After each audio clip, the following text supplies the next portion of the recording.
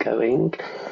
So firstly, very pleased to welcome our first speaker, Rachel, whose presentation is entitled Sacred Vessels, Magical Properties of the Disembodied Human Head in Latin Celtic Culture. So Rachel holds an MA in Art History from the University of North Carolina, as well as a BA in History and a BA in Art History from the University of Massachusetts Amherst. Rachel focuses on Celtic late antique and early medieval art, particularly from Ireland and the British Isles, and is broadly interested in issues of identity, corporeality, explorations of the spiritual self through material culture, and intersections between the ritual and natural world. So, Rachel, I will hand it over to you to start when you're ready. Welcome. Thank you so much. I'm going to go ahead and share my screen. Can we see it? Yeah, that's very clear. Yeah. Okay, thank you.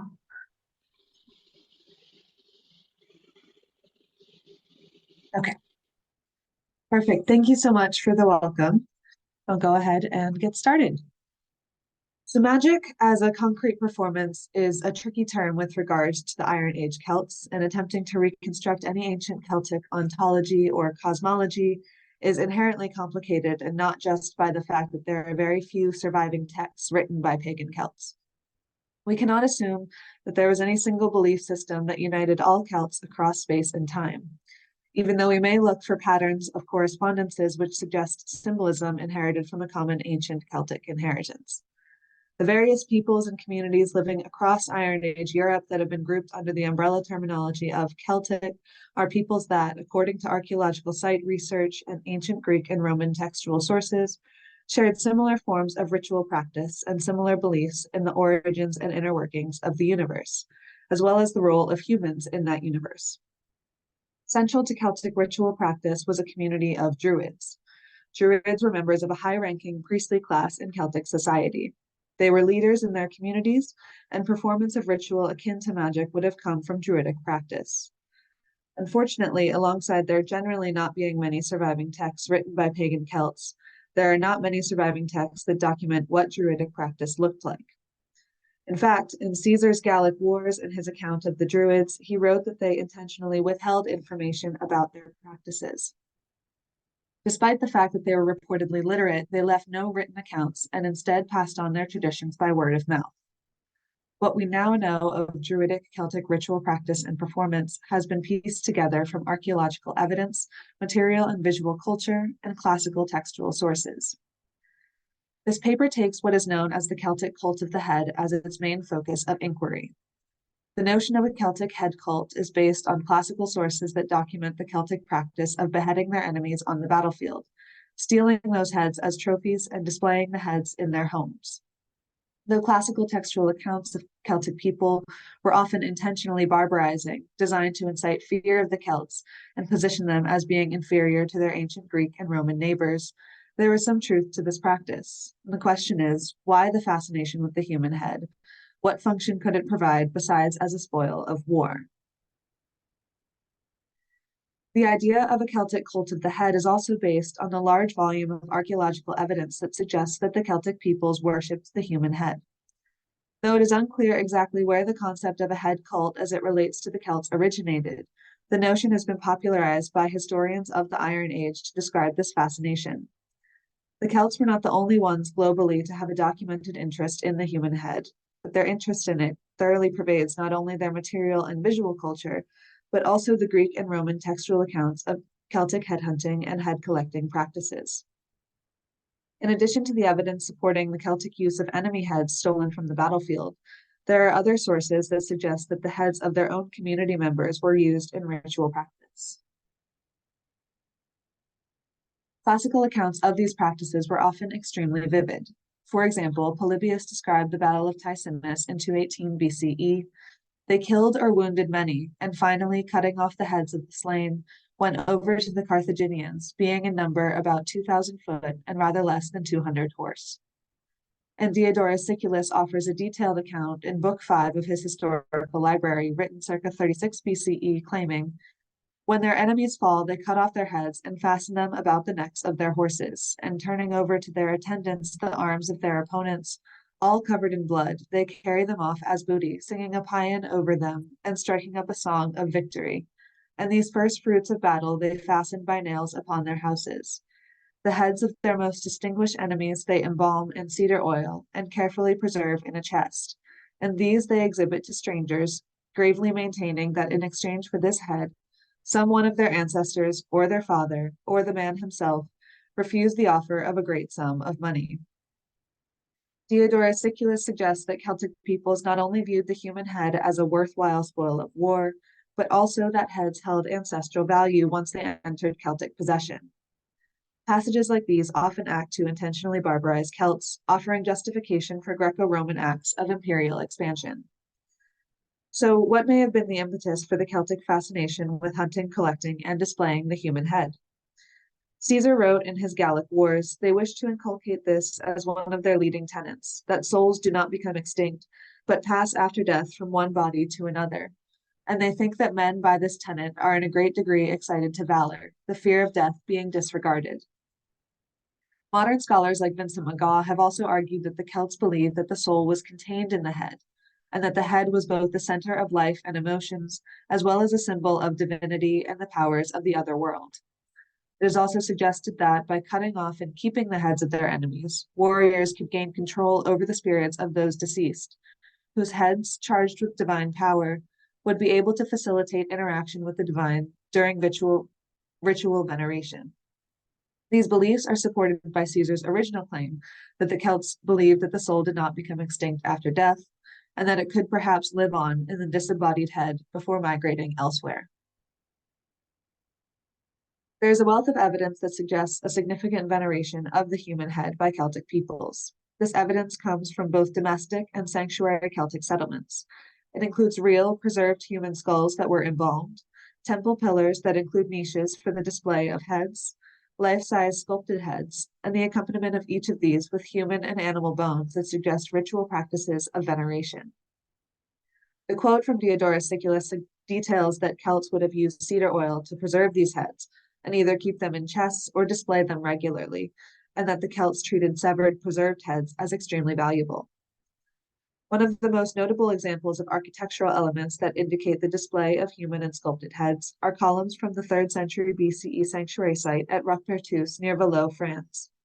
The skulls that were displayed in these niches have been analyzed and were found to have all belonged to men and to have all belonged to individuals under the age of 40.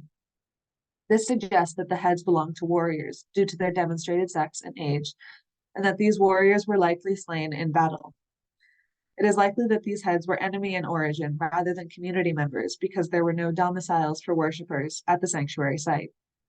And it is therefore suggested that Roquepertus provides significant evidence for a tradition of ritual worship of the human head, and particularly for the use of enemy rather than ancestral heads, which carried enough significance that it became impressed into the very architecture of the community. After death, the body of the slain would have been believed to be charged with the sacred power of the other world, so the living individual wielding the body, or part of it, would by extension be causing the power of the sacred to work for them. That these heads were displayed en masse at Roquepertus suggests that the site would have been a very spiritually charged environment, and likely a locus of ritual practice. The Irish Truro stone is another ritual monument that suggests a veneration of the head that followed the Latin Celtic migration into Ireland. The stone, located in County Galway, dates to around 100 BCE to 100 CE and features a characteristically Latin swirling curvilinear pattern on its surface. The stone is rounded on top and not the only one of its kind. It's stylistically very similar to the Castle Strange stone in County Roscommon, which has a slightly wider estimated date range of 300 BCE to 100 CE. The Castle Strange stone is ornamented with the same curvilinear pattern. Without any figural or anthropoid representation, these monumental stones may at first glance appear to be only tangentially related to Latin Celtic ritual practices. They could, however, be considered as representations of the brain.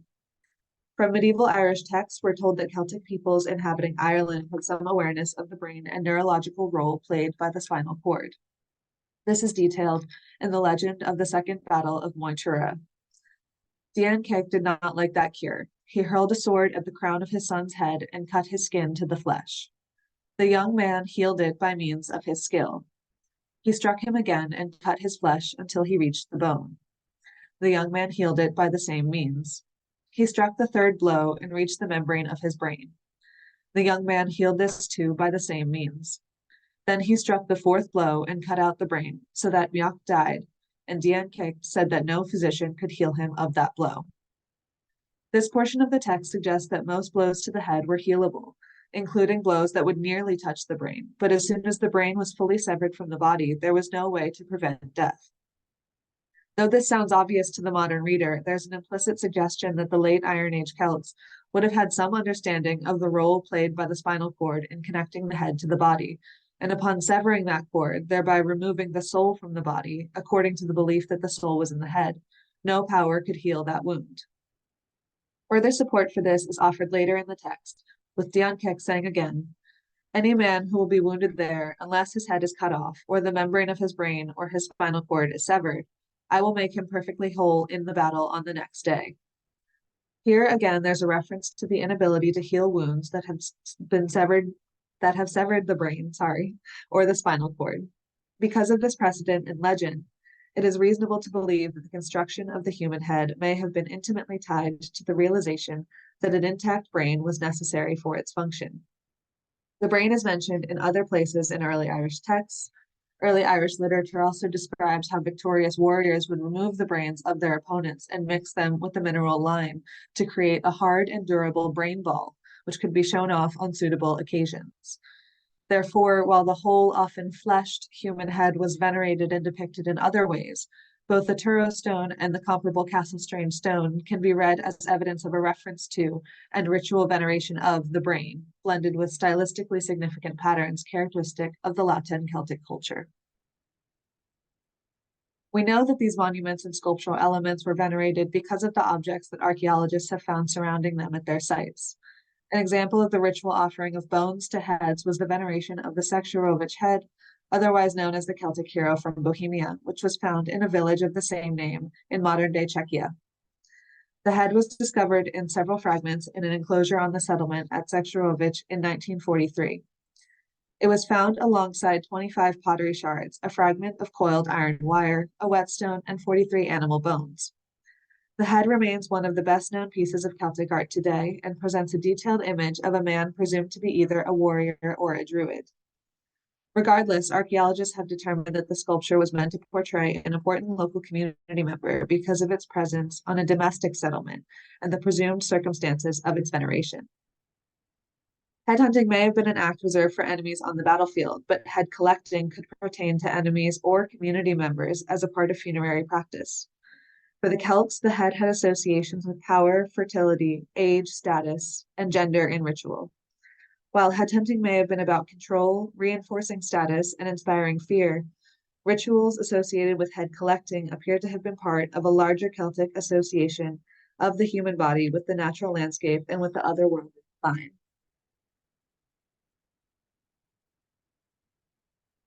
One Celtic belief involving the severed head and the natural world was the idea that drinking well water out of the skull of one's ancestor had healing properties. Livy claimed that the Celts used skulls as sacred drinking vessel at festivals, and that they were more frequently utilized as drinking cups by priests. The notion of using ancestral skulls for healing purposes, however, appears to be tied to the ritual importance of water for Celts. In Celtic belief, natural waters possess indwelling spirits that required veneration, and there is archaeological evidence to suggest that ritual deposition of offerings, like bones and metalwork in watery environments, was common. The belief in water's curative and transformative properties, therefore, lent itself to the use of skulls, believed to be charged with divine power, as vessels for healing. One sculpted head, the 3rd century CE Maponis head from Corbridge, offers a unique support for this claim.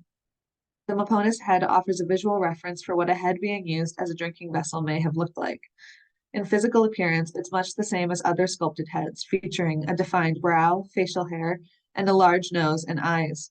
But it possesses a unique divot in the cranium that suggests a place from which libations could have been poured. Skulls have also been discovered that reflect Latin Celtic interest both in preserving heads and displaying them.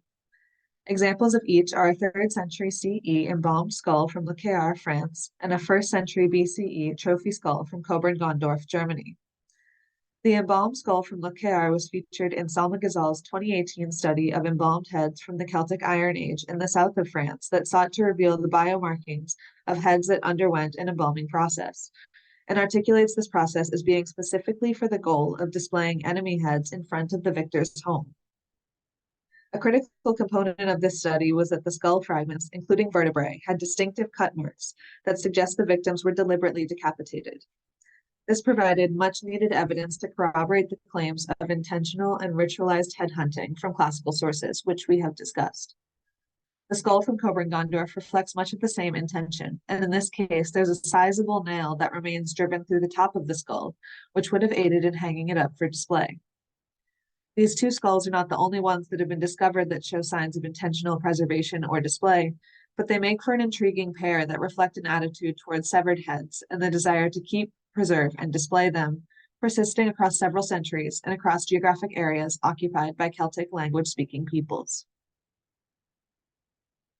Archaeologists have uncovered many other Celtic sculpted heads, like the hero from Bohemia and Mapona's head, at sites across the European continent. Most of these heads are thought to depict warriors, and most sculpted heads from the continent have been reliably dated to the Iron Age, though heads from Britain and Ireland are difficult to date accurately. Some stone heads from the British Isles appear to have been made as late as the 17th or 18th centuries, which some historians have used as evidence to combat the notion of a distinctly Iron Age Celtic cult of the head. The head also appears as a decorative design on functional objects. While sculpted heads were often life-size and the subject of veneration, using the head as an ornamental design allowed artisans to play with the physicality of headhunting.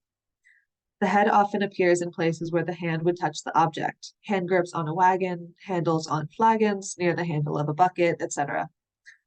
The way the fist would grip these objects may have mimicked the way that a fist would grip a head when stealing it during the headhunting process.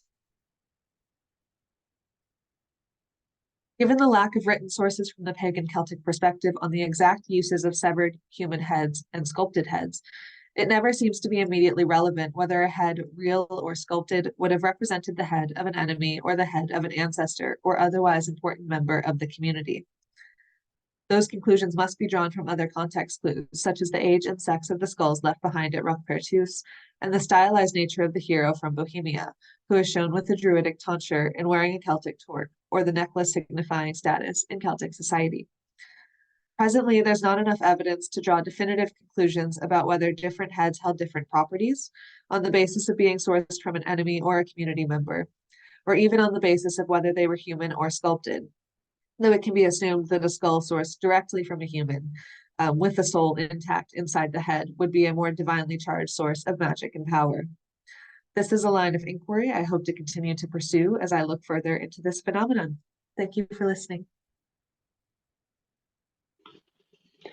Thank you so much, Rachel. That was really interesting.